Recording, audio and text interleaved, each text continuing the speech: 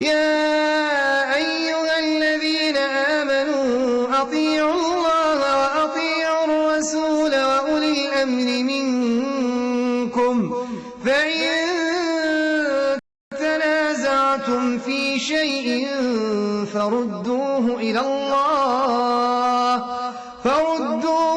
الله والرسول إن كنتم تؤمنون بالله واليوم الآخر ذلك خير وأحسن تأويلا.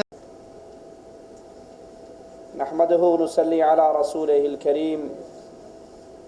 أعوذ بالله من الشيطان الرجيم. بسم الله الرحمن الرحيم. قل هو الله أحد الله الصمد لم يلد ولم يولد ولم يكن له كفوا أحد.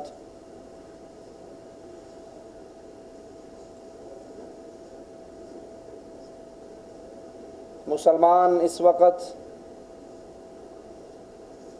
مختلف طرح کے دشمنوں کے گھیرے میں ہے. بہت سے فتنے اندھیری رات سے بھی سیاہ فتنے مسلمانوں کے اوپر چڑھ دوڑ رہے ہیں. ان فتنوں میں ایک بہت بڑا فتنہ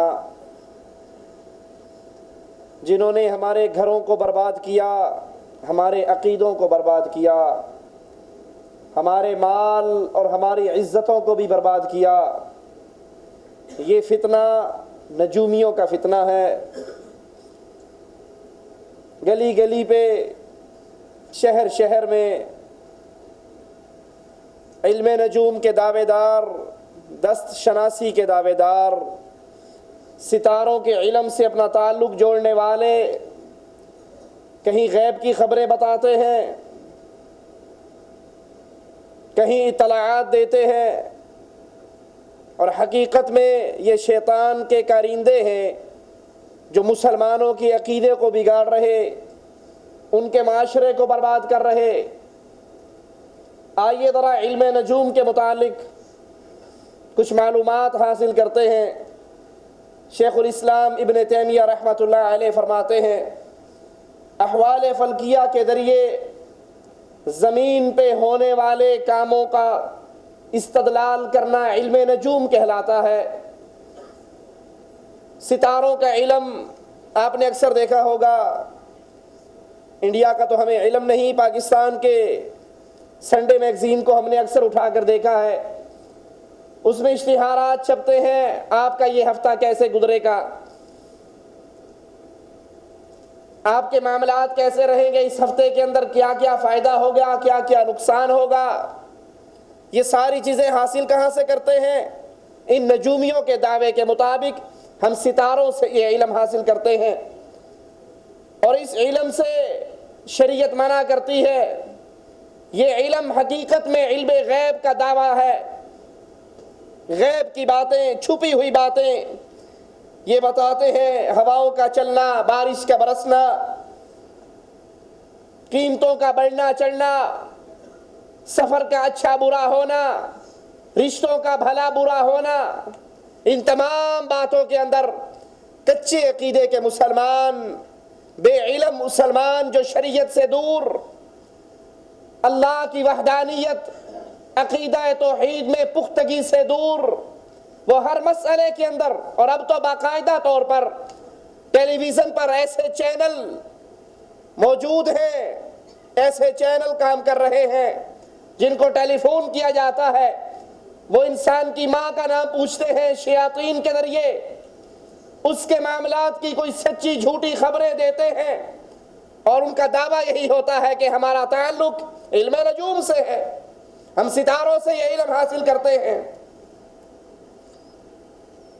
اور ان کا دعویٰ ہے کہ ان ستاروں کا اثر زمین کے اوپر پڑتا ہے، جس سے زمین میں جو کچھ ہوتا ہے ہم اس کا اندازہ لگا لیتے ہیں، اور حقیقت میں یہ اللہ عز و جل کے علم غیب کے خزانے پر دست درازی کے مترادف ہے.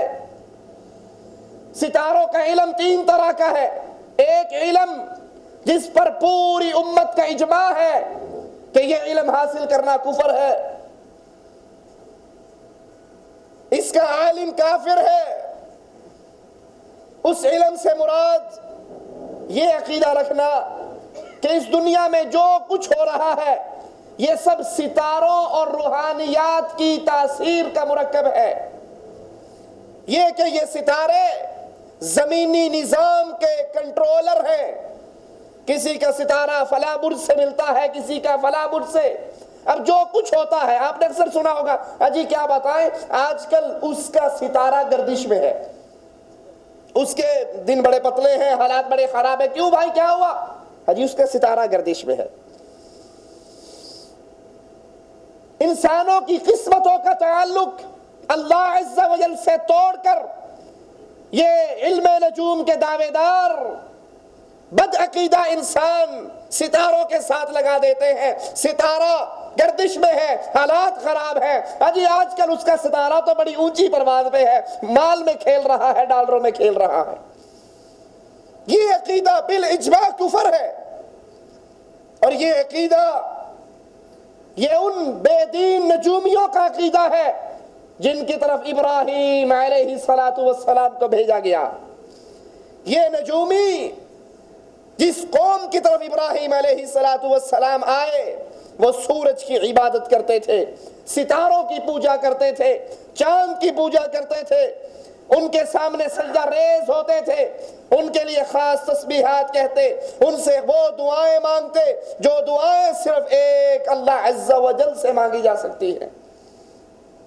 اس ستارے کی تصویر بنا کر خاص مقام پہ رکھتے، اس کے سامنے جھکتے، اس سے سوال کرتے، اور اس کے سامنے بیٹھ کر انہیں یہ گمان ہوتا کہ ان ستاروں کی روحانیت کا اثر ہم پہ آ رہا ہے، اور یہ روحانیت در حقیقت شیاطین ہے جو بعض اوقات ان سے کلام بھی کرتے ان کے ان باطل عقائد کی نفی کرنے کے لیے اور ان کو لا الہ الا اللہ کی دعوت دینے کے لیے مالک عز و جل نے ابراہیم علیہ السلام کو ان تک بھیجا۔